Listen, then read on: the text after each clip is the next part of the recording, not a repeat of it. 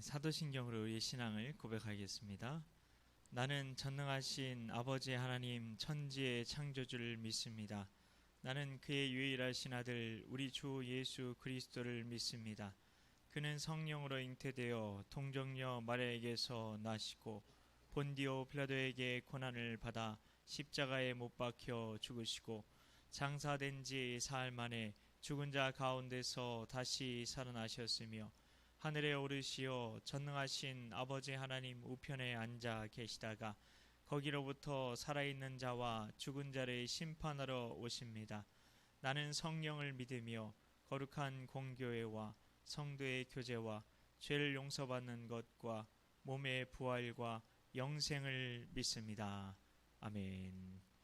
찬송가 456장입니다. 찬송가 456장 같이 찬양합니다.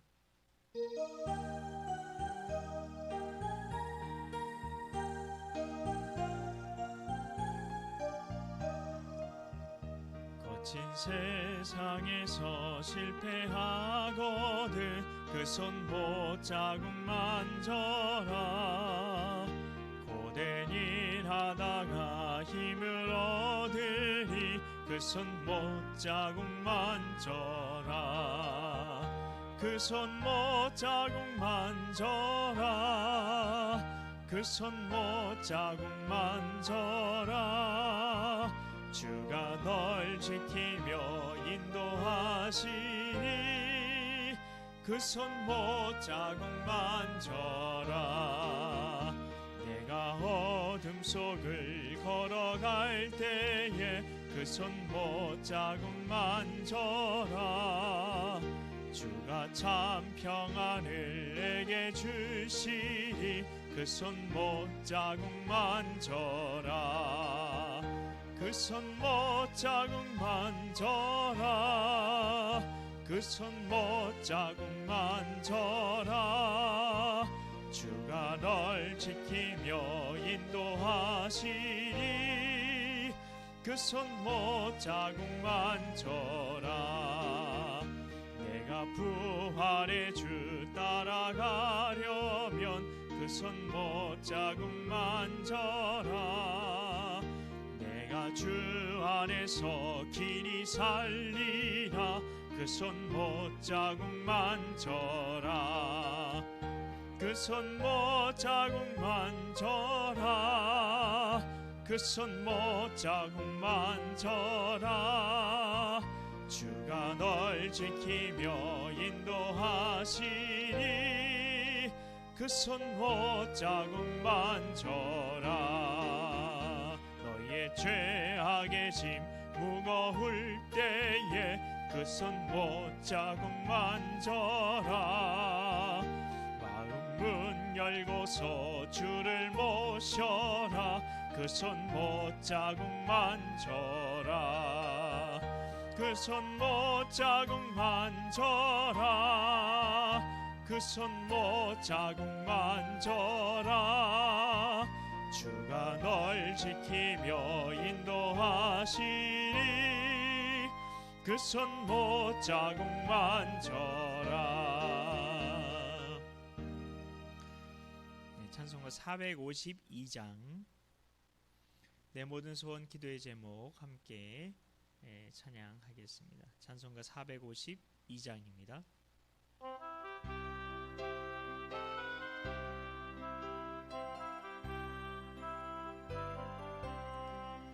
내 모든 소원 기도의 제목 예수님 닮기 원함이라. 예수님 형상 나 입기 위해 세상의 보화 아끼지 않네. 예수님 닮기 내가 원하네. 날 구원하신 예수님을 내 마음속에 지금 고도사 주님의 형상 인치소서. 무한한 사랑 풍성한 긍휼 슬픈 자 위로하시는 주. 길 잃은 죄인 부르는 예수 그 영상 담게 하옵소서. 예수님 닮기 내가 원하네.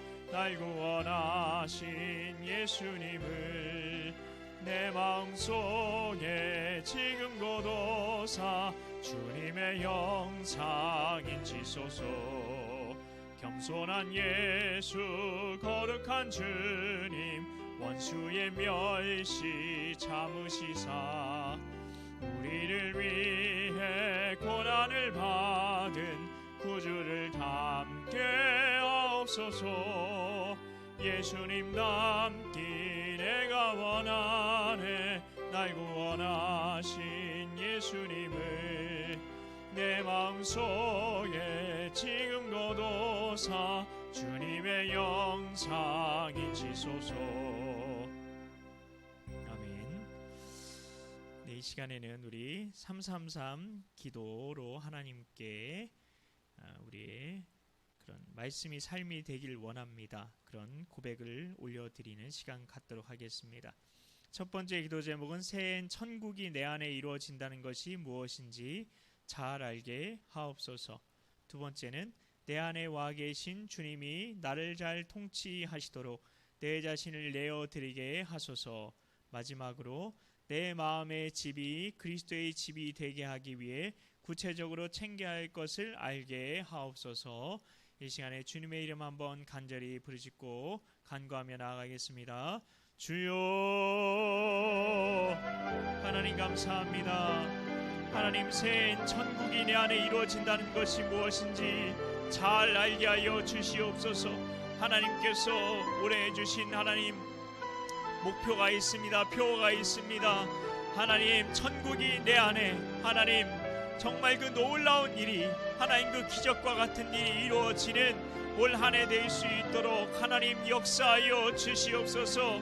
하나님, 하나님께서는 은혜 가운데에 우리 안에 천국을 이루어주시기 위해 올 한 해 역사하시겠지만 하나님, 저희가 믿음으로 순종해야 될 것이 무엇인지, 하나님 우리가 믿음으로 반응해야 될 것이 무엇인지 하나님 잘 깨닫게 하여 주시옵소서. 이를 위해서 천국이 내 안에 이루어지는 것이 무엇인지부터 분명히 깨닫는 우리가 되게 하여 주시옵소서.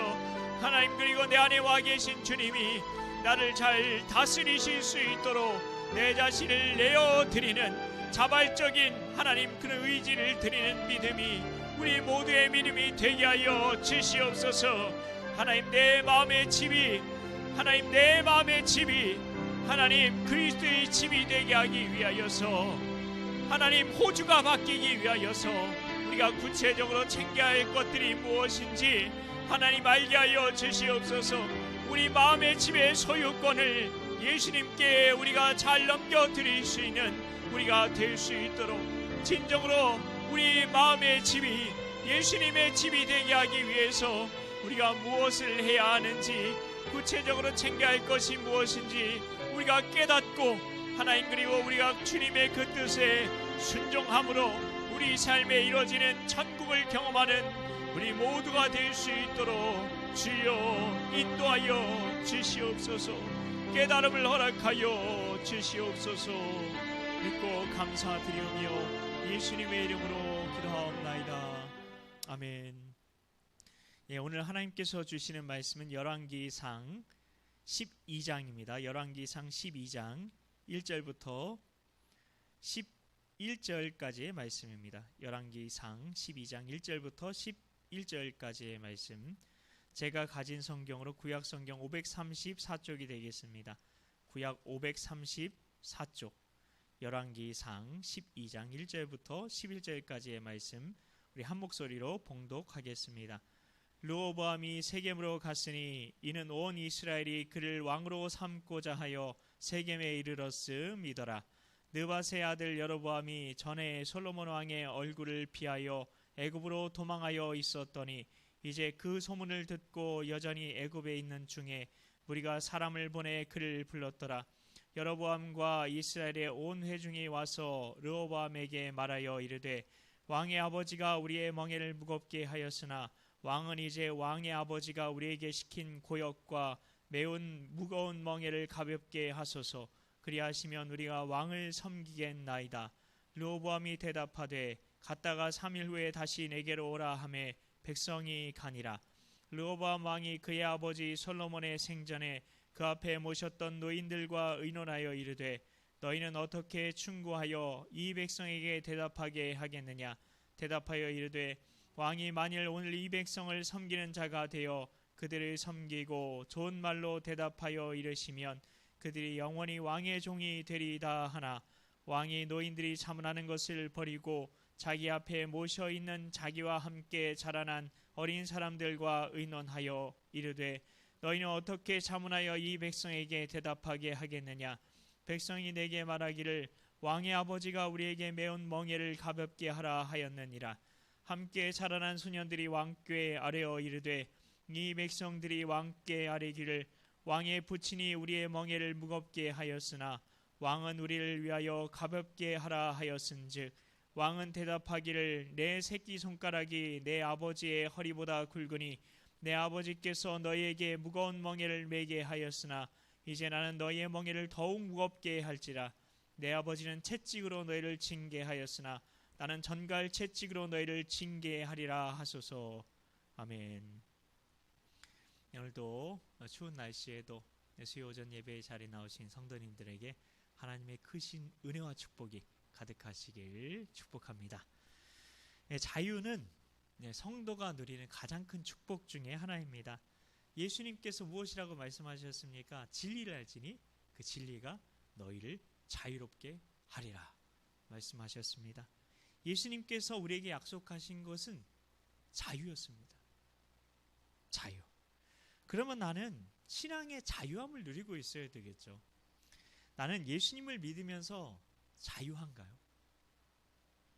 예수님 안에서 내가 누리는 자유함이 뭘까요? 나는 예수 믿으면서 정말 자유한가? 한번 생각해 보셨으면 좋겠습니다. 이 질문에 대한 답을 오늘 말씀 속에서 찾아보려고 합니다. 12장부터 솔로몬의 아들 이야기가 나오는데요. 솔로몬의 뒤를 이어 왕이 될 사람은 르호보암이었습니다. 르호보암. 그가 어떤 왕이 될지 이미 다 알고 계시겠지만 그가 어떤 왕이 될지 모르는 눈으로 이 말씀을 낯설게 대해주시면 좋겠습니다. 성경을 낯설게 읽어야 성경에서 우리가 미처 보지 못한 것들을 우리가 보게 되는 겁니다. 그냥 다 아는 말씀 그러면 아무것도 보이지 않습니다. 아무것도 들리지 않습니다. 르호보암은 여기 보면은 지명이 중요한데요. 지명도 아주 중요해요. 르호보암은 아버지 솔로몬처럼 온 이스라엘 왕이 되기 위해서 세겜이라는 곳으로 갔대요. 세겜. 왜 세겜으로 갔을까요? 이런 질문부터 던져보는 거예요. 왜 세겜으로 갔을까? 다른 좋은 데도 많잖아요. 뭐 그냥 예루살렘에 가도 될 것 같고 뭐 베들레헴에 가도 될 것 같고 다윗 왕의 고향인 뭐 그런 데도 가도 될 것 같은데 왜 세겜으로 갔을까요? 왜? 하나님과 백성들이 맺은 언약을 갱신하는 장소가 세겜이었어요. 언약을 갱신한다 너무 어려운 말 같잖아요. 어려운 말은 아닙니다. 이렇게 생각해 보시면 돼. 정수기를 요즘에 많이 대여해서 쓰잖아요. 약정 기간이 끝나면 어떻게 해야 되죠? 다시 재계약해야 되잖아요. 그거랑 비슷한 겁니다. 세겜은 아브라함이 그 이스라엘의 그 민족의 시조였던 아브라함이 가나안 땅에 들어와서 처음 제단을 쌓은 곳입니다. 그리고 하나님께서 그곳에서 가나안 땅을 아브라함의 후손들에게 주시겠다는 약속을 하신 곳입니다. 그 약속을 하신 곳이에요. 맨 처음에. 그 최초의 약속, 그 언약을 받은 곳이 세겜이었던 겁니다. 그래서 여호수아 말년에 보면요. 백성들이 저는 하나님만 섬기겠습니다. 그렇게 다짐했던 그 유명한 이야기 있잖아요. 그러면서 언약을 갱신했는데요. 거기서도 그곳이 어디였을까요? 네, 세겜이었습니다. 여러분이 잘 알고 있는 축복과 저주가 외쳐졌던 그리심산과 에발산 어디 있을까요? 세겜이요. 그래서 오늘 대답은 그 지명을 물어보시면 세겜만 대답하시면 됩니다. 세겜. 그래서 이스라엘 백성들이 르호보암과 함께 언약을 갱신하러 간 곳이 어디였다고요? 세겜. 세겜. 그곳에서 하나님의 백성들은 내가 하나님의 백성이구나 다시 한번 확인했던 겁니다. 그들이 처음 가나안 땅에 들어왔을 때 기분이 어땠을까요? 그 광야에 방황하면서 40년 동안을 방황하다가 가나안 땅에 들어왔을 때 기분이 어떠했을까요? 이스라엘 백성들은 하나님께서 아브라함에게 주셨던 그 첫 언약대로 하나님께서 가나안 땅을 주신 겁니다. 그 약속이 이루어진 겁니다. 그 감격이 얼마나 대단했을까요? 이스라엘 백성들이 가나안 땅에 들어가서 굳이 이제 뭐 들어왔잖아요. 약속대로 다 됐잖아요. 그럼 뭐하러 다시 세겜에서 다시 뭐 언약을 갱신하고 그럴 필요가 없잖아요. 그렇게 생각이 되는데 세겜에서 하나님이 아브라함에게 처음 언약을 주시긴 했어도 시간이 얼마나 지났는데 그리고 다 이루어졌잖아요. 그냥 거기 뭐하러 세겜에 가? 귀찮아. 가까운 곳에 가서 하면 되지. 그렇게 생각할 수도 있잖아요. 그래서 야곱이 했던 아주 중요한 일이 있었어요. 사도행전 7장 15절 16절에 이 말씀이 나오는데요. 거기 보면 이렇게 돼 있어요. 야곱이 애굽으로 내려가 자기와 우리 조상들이 거기서 죽고, 야곱이 애굽에서 내려 죽은 거예요. 죽고 그 다음에 어떻게 됐다고요? 세겜으로 옮겨져라고 돼 있어요. 세겜으로 옮겨져. 세겜으로 죽어서 옮겨갔대요. 아브라함이 세겜 하몰의 자손에게서 은으로 값주고 산 무덤에 장사됩니다. 거기 무덤을 만들어 버린 거예요. 가족 공동묘를 만들어 버린 거예요. 그곳에 가족들이 다 묻힌 거예요. 그러면 이제 앞으로 죽은 가족들은 다 어디로 와야 되는 거예요? 세겜으로 와야 되는 거예요. 그래서 요셉이 죽고 나서 그 뼈를 이스라엘 백성들이 어디에 매장했다고 되어 있을까요? 어디요? 세겜. 말씀에서 확인해 볼까요? 여호수아서 24장 32절입니다. 또 이스라엘 자손이 애굽에서 가져온 요셉의 뼈를 세겜에 장사하였으니. 세겜이 이렇게 중요한 곳인지 모르셨죠? 계속 나오잖아요. 세겜. 이곳은 야곱이 베크시타를 주고 세겜의 아버지 하몰의 자손들에게서 산 밭이라. 그것이 요셉 자손의 기업이 되었더라. 모두 다 어디라고요? 세겜. 세겜은 그만큼 이스라엘 백성들에게 아주 중요한 곳이었습니다. 죽어서 내가 가야 하는 곳, 이스라엘의 뿌리가 있는 곳, 연어가 죽을 때 자기 고향으로 거슬러 올라가는 그런 것처럼 돌아가야 할 곳이 세겜이었습니다. 이스라엘 백성들이 가나안 땅에 들어간 후 그래서 그들은 세겜 땅에 모일 수밖에 없었어요.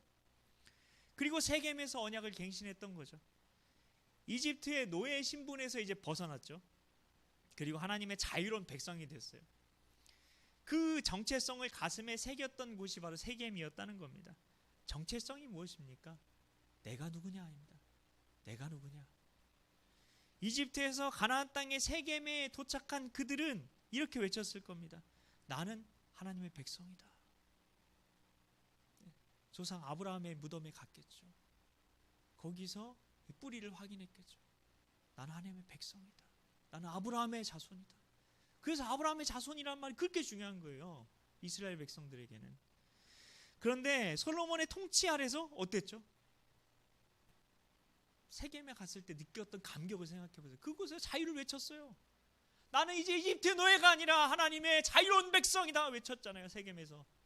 그러고 나서 솔로몬 통치 아래서 어떻게 살았어요? 노예랑 다름없이 살았죠. 공사하는 노예였어요. 백성들이 다. 노예처럼 솔로몬이 끊임없이 벌이는 공사를 하느라 백성들은 막노동꾼이 다 되었어요. 그게 불만이 가득한 백성들이 바로 그곳 세겜에 몰려든 겁니다. 여로보암을 앞장세우고 백성들은 르호보암에게 말합니다. 4절입니다. 왕의 아버지가 우리의 멍에를 무겁게 하였으나 노예처럼 삼았다는 거예요. 왕은 이제 왕의 아버지가 우리에게 시킨 고역과 매운 무거운 멍에를 가볍게 하소서. 이제는 노예 같은 노예의 짐에서 벗어나게 해달라는 거예요. 자유를 달라는 거예요. 그리하면 어떻게 하겠다고요? 우리가 왕을 섬기겠나이다. 우리가 그러면 왕을 섬기겠다고. 근데 르호보암은 어떻게 하죠? 르호보암은 자기가 결정을 내리지 않아요. 굉장히 민주적인 사람 같죠. 사람들의 말을 경청하는 사람 같잖아요. 일단 백성들을 돌려보냅니다. 내가 일단 들어보겠다. 그러고 그는 이제 누구를 찾아가야 됐을까요? 백성들의 말을 들었어요. 누구를 찾아갔어야 됐을까요? 여러분이면 당연히 그분을 찾아갔겠죠. 하나님. 솔로몬의 아들 르호보암은 왕으로 결정해야 되는 거예요. 왕이면 당연히 책임이 있는 거죠. 자기가 책임을 지는 거죠. 자기가 의무를 가져야 되는 거잖아요. 그의 부친 솔로몬은 그런 책임과 의무를 가지고 어디로 갔습니까? 왕이 되어야 왕의 그런 책임과 의무를 져야 했을 때 3,000번째 드리러 갔죠. 예배하러 갔죠. 하나님께 나아갔죠. 만일 르호보암이 3,000번제를 드리러 아버지 솔로몬처럼 기브온으로 갔더라면 어떻게 됐을까요? 백성들이 다 감동받았겠죠. 하나님이 감동받으셨겠죠. 근데 르호보암은 어떻게 했습니까?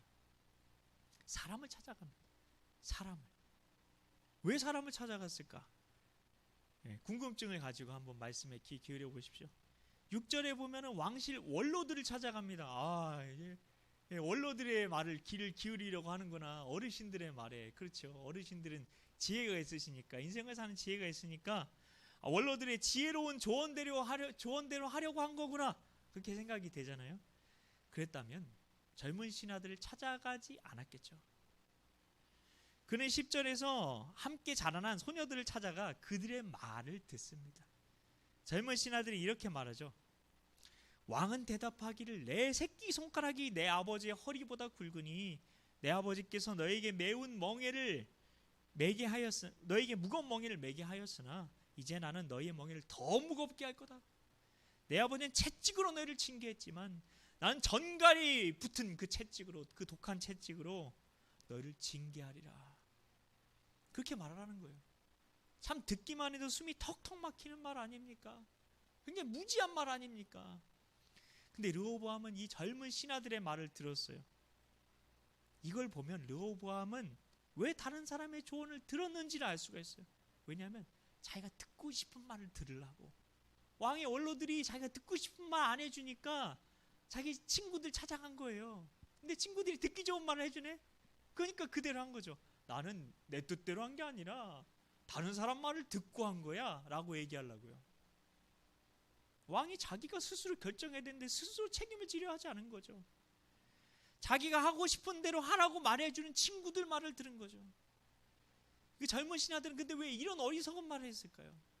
왜냐하면 이 젊은 신하들은 언제 나서 언제 자라고 언제 이런 권력을 갖게 됐을까요? 이스라엘이 가장 부강했던 솔로몬 때 태어나고 자랐겠죠. 고생이라고는 해본 적이 없고 그들은 백성들의 그 노동을 통해서 그들을 염전노에 부리듯 부리면서 자기들이 편안한 삶을 사는 게 당연하다고 생각했을 겁니다. 그들은 기득권을 지키고 싶었던 거예요. 기득권이 뭡니까? 내가 가지고 있는, 내가 차지하고 있는 권리 혜택입니다. 백성들을 노예처럼 부리면서 자기들은 편안하게 잘 먹고 잘 사는 이 세상에서 계속 살고 싶은 거죠. 그들에게 자유 주면 그 무거운 멍에 매지 않으면 이제 타기들이 해야 되잖아요. 그들은 자기 이익만 생각했던 겁니다. 자기 이익만 생각하게 되면 어떻게 될까요? 사랑해야 하는 이웃이 사랑의 대상인데 사랑해야 되는 이웃을 착취하고 괴롭게 해서 하나님 나라를 결국에는 회방하는 자가 된다는 겁니다. 예언자 요나가 니느웨에 가서 회개의 복음을 외치라고 하나님이 말씀하셨을 때 요나는 어디로 갔습니까? 하나님의 뜻과 정반대 방향에 있는, 지리적으로도 딱 정반대인 다시스로 도망을 가려고 했죠. 왜 하나님의 명령을 어기고 도망갔습니까? 요나가 적의 수도 니느웨에 가는 일이 무서워서 그랬나요? 가면 죽을까봐? 순교당할까봐? 아닙니다. 원수 같은 니느웨 백성들이 복음을 듣고 회개하는 게 싫었던 겁니다. 예언자면 근데 당연히 우리가 생각하기를 죄인들이 회개하고 하나님께 돌아오는 걸 매우 기쁘게 생각해야 되는 거 아닌가요? 근데 왜 요나는 이걸 싫어해서 도망을 갔습니까? 왜냐하면 자기 안에 갖고 있었던 생각의 기득권 때문이었습니다. 이걸 어떻게 보면은 고정관념이라고도 볼 수가 있어요. 신앙에도 고정관념이 있다는 거예요. 이 생각은 내가 믿고 있는 이 어떤 생각이 있어요. 그 신념을 놓지를 못하는 거예요. 그걸 포기하지를 못하는 거예요. 만약에 그 이방인이었던 니느웨 사람들이 회개하고 구원을 받으면 어떻게 될까요? 지금까지 요나가 생각한 구원은 유대인만의 구원이었어요. 하나님은 유대인만의 하나님이었어요. 하나님은 유대인만 사랑하고 저 악한 니느웨는 언젠가 지옥의 땔감이 될 거다 생각하면서 그 니느웨의 그 잔인한 그런 거, 그 고통도 견디고 있었는데, 니느웨 사람들이 회개해서 구원받으면 이제까지 가졌던 자기가 생각했던 그 생각을 다 내려놔야 되잖아요. 그게 두려웠던 겁니다. 생각의 기득권을 포기해야 되는 일을 참을 수가 없었던 겁니다. 우리가 살고 있는 이 시대도 보면 기득권을 포기하지 않으려는 아우성 속에 있어요. 정치인들, 경제인들, 그 사회 문화의 모든 영역에서 내가 차지하고 있는 그 기득권을 놓지 않으려는 싸움이 갈수록 거칠어지고 있습니다. 기독교회는 왜 진화론을 거절해야 합니까? 진화론은 적자 생존을 믿거든요. 적자 생존을 믿거든요. 강자가 약자를 지배하고 착취하는 걸 당연하게 생각하는 겁니다. 그러니 더 강자가 돼서 기득권을 차지하고 약자들을 지배하려고 하는 겁니다. 이게 진화론입니다. 세상이 그렇죠. 그 기득권을 포기하고 싶지 않은 겁니다. 교회는 이 세상의 빛과 무엇으로 부름받았죠? 소금이죠. 우리는 교회의 빛과 소금이 아니에요. 세상의 빛과 소금이에요. 세상의 빛과 소금이라. 그 역할을 잘 감당해야 되는 겁니다. 그런데 교회도 기득권 싸움 중에 있잖아요. 교회 안에서 개인도, 교회 간에도, 교단 간에도 기득권 싸움하느라 하나 되지 못하고 있잖아요. 솔직히 얘기하면 우리가 주인이라고 고백하고 찬양하는 예수님께서는 죄로 말미암아 멸망받아 마땅한 우리를 구원하시기 위해서 하늘 보좌의 기득권을 버리시고 하나님 보좌 우편을 버리시고 영원히 죽지 않으셔도 되는 하나님됨을 버리시고 그 기득권을 다 버리고 이 땅에 오셨어요. 우리를 구원하시기 위해서 하나님 되심의 기득권을 포기하신 겁니다. 기꺼이 포기하셨죠.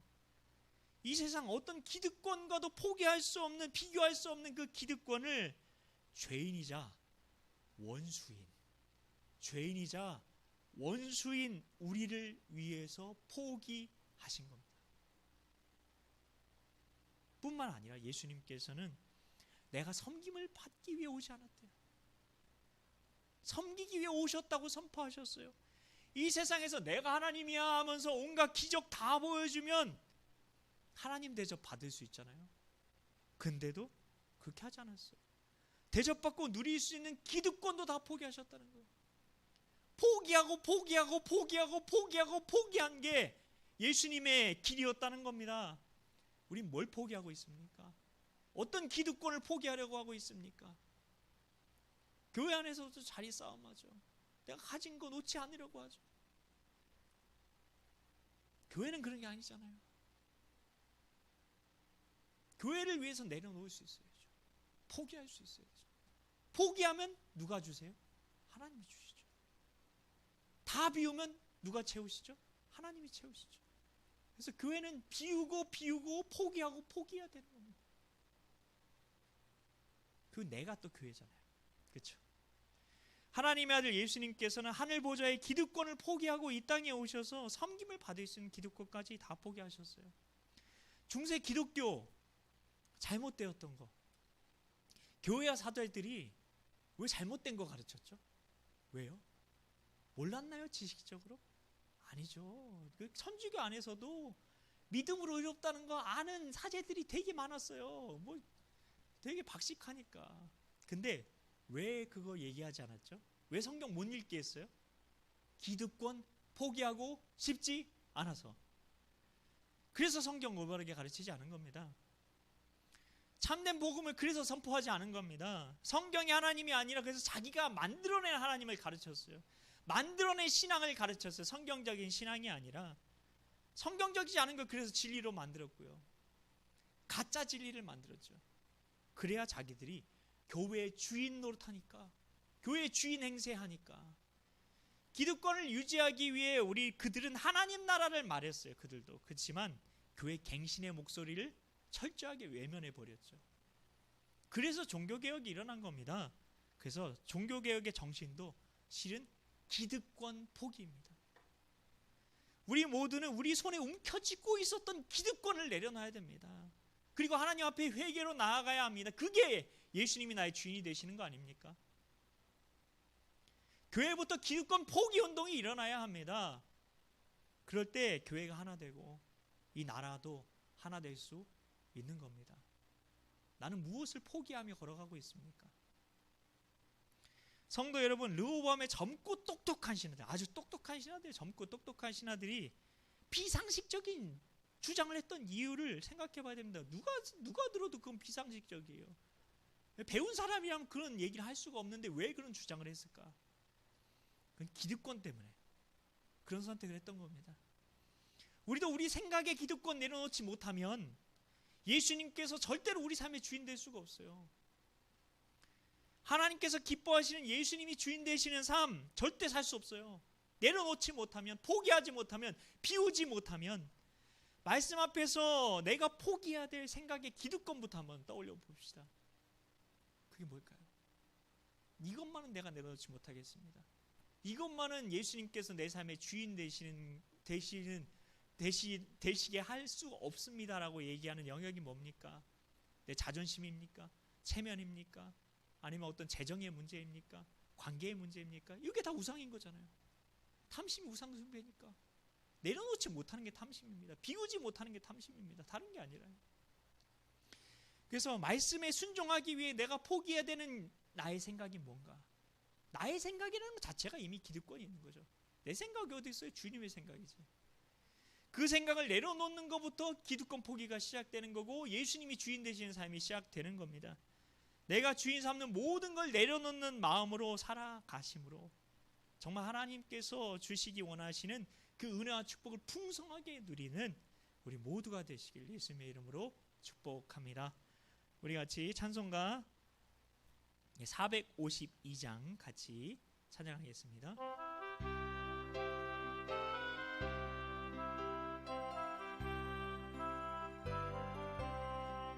내 모든 소원 기도의 제목 예수님 닮기 원함이라. 예수님 영상 나 입기 위해 세상에